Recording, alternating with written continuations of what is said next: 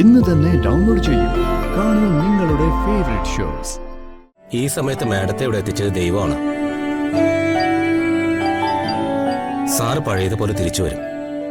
അതിന്റെ സൂചനകളായതൊക്കെ. സാറിന് നമ്മുടെ മാത്രമല്ല 10,000ങ്ങളുടെ പ്രാർത്ഥനയുണ്ട്. ഒന്നും സംഭവിക്കില്ല.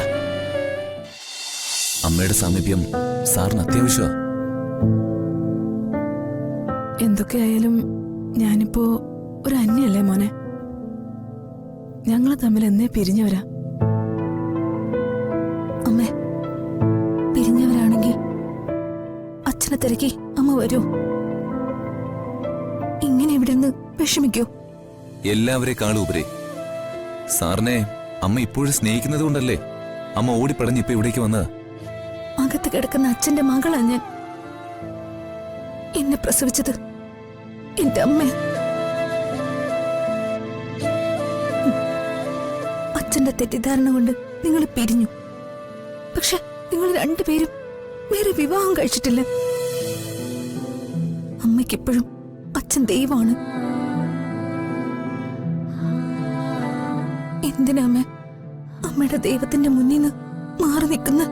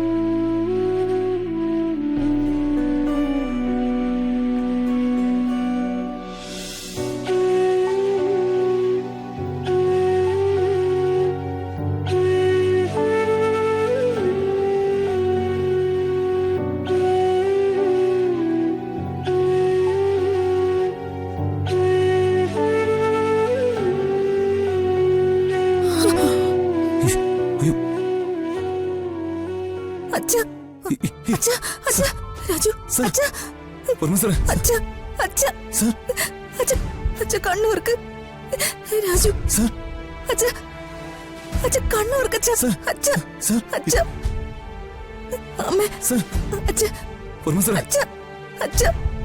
രാജു, കണ്ണൂർക്ക് രാജു. ഞാൻ പോയി ഡോക്ടറെ വിളിച്ചിട്ടില്ല. അമ്മേ, അച്ഛ അച്ഛ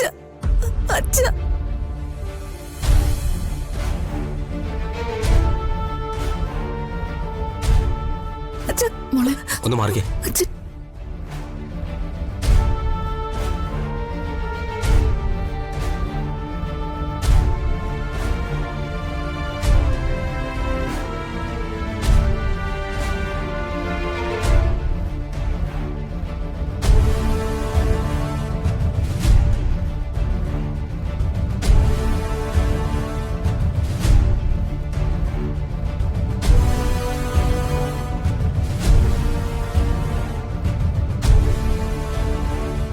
മോളെ കണ്ണുകൾ തുറന്നത് നല്ല സിംറ്റംസ് ആണ്. മെഡിസിൻസ് റിയാക്ട് ചെയ്യുന്നുണ്ട്.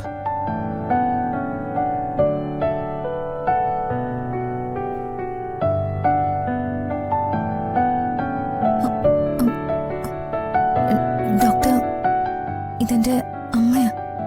പത്മാവതി മേഡം.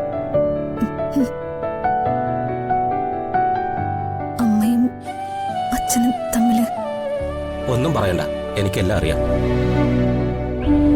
ഡോക്ടർമാരെല്ലാം പഠിച്ചത് മാത്രം ചെയ്യുന്ന പരിമിതിയുള്ളവരാണ്. പക്ഷേ അസാധ്യങ്ങളെ സാധ്യമാക്കുന്നവനാണ് ദൈവം. ഈ സമയത്ത് മാഡത്തെ ഇവിടെ എത്തിച്ചത് ദൈവമാണ്.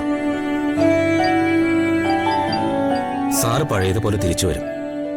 അതിന്റെ സൂചനകളായതൊക്കെ. സാറിന് നമ്മുടെ മാത്രമല്ല 10,000 പ്രാർത്ഥനയുണ്ട്. ഒന്നും സംഭവിക്കില്ല.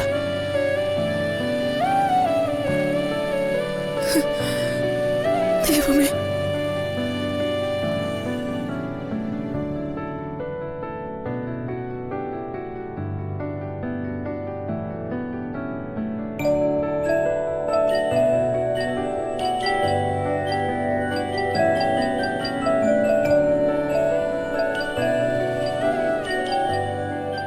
ഒന്ന് കഴിയുമ്പോ മറ്റൊന്ന്, അത് കഴിയുമ്പോ വേറൊന്ന്.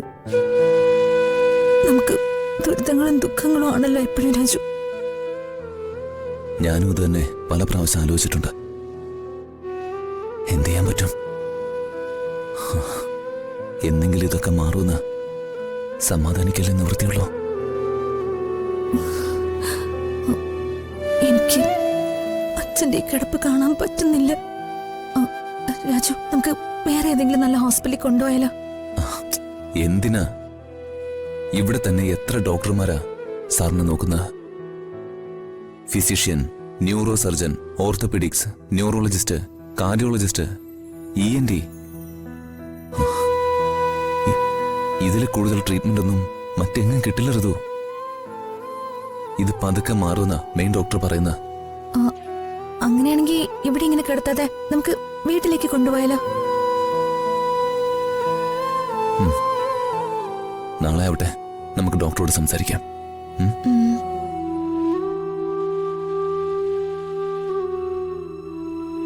ഋതു ഒരു കാര്യം ചെയ്യ്, റൂമിൽ ചെന്നുറങ്ങിക്കോ. എനിക്ക് ഉറക്കം വരുന്നില്ല രാജു. ഞാനിങ്ങനെ ഇരിക്കുന്നോണ്ട് രാജുവിന് ബുദ്ധിമുട്ടുണ്ടോ? ഏയ്, എന്ത് ബുദ്ധിമുട്ടാ? ഋതു വരുന്നു. വല്ലാത്ത സങ്കടം രാജു. ഇങ്ങനെ ഇരിക്കുമ്പോ ഒരാശ്വാസം.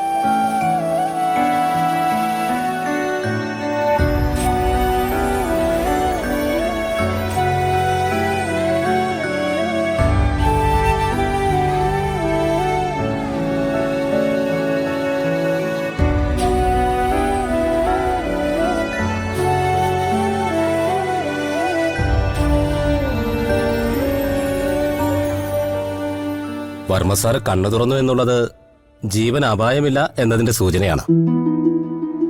പക്ഷേ എങ്ങനെ ആരോഗ്യം വീണ്ടും കിട്ടുമെന്നും ഓർമ്മ തിരിച്ചു കിട്ടുമെന്നും പറയാൻ പറ്റില്ല.